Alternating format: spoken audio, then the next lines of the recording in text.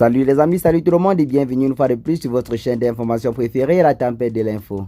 Aujourd'hui, on se capte pour une nouvelle note d'information du côté du Burkina Faso où nous avons les forces armées burkinabées qui viennent de frapper considérablement très fort contre les ennemis de la paix dans la partie septentrionale du pays.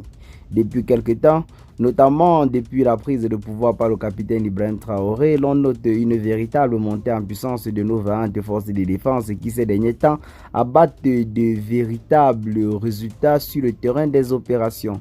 L'ennemi semble avoir été visiblement affaibli ces dernières années.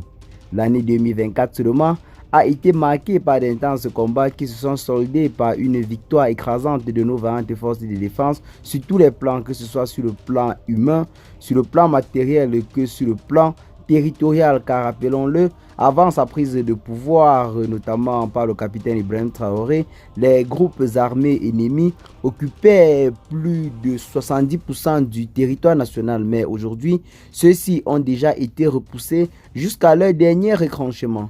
Même si ceux-ci continuent toujours de perpétrer quelques attaques lâches contre nos populations civiles, ils ne pourront pas aller plus loin vu le combat qui a été engagé ces derniers temps contre eux, notamment avec cet arsenal militaire qui a été récemment acquis auprès de la Russie et qui jusqu'à présent est déjà en train de faire véritablement ses preuves sur le terrain des opérations. Aujourd'hui, nous avons une armée burkinabé très résiliente qui, sur le terrain des opérations, abat en quelque sorte un travail très remarquable. Les images parlent d'elles-mêmes. Chaque jour du côté du Burkina Faso, l'on ne passe un jour sans que l'on ne nous annonce en quelque sorte plusieurs ennemis terroristes qui ont été mis en déroute par nos vaillantes forces de défense. Affaiblis, ceux-ci ont maintenant plutôt tendance à se tourner contre des populations civiles et préfèrent rester loin de nos forces de défense qui, équipées du matériel de très haute technologie, ne cessent de les déloger dans tous leurs retranchements. Ceux-ci avaient pour habitude de se camoufler dans les arbres ou alors dans des vieilles maisons abandonnées.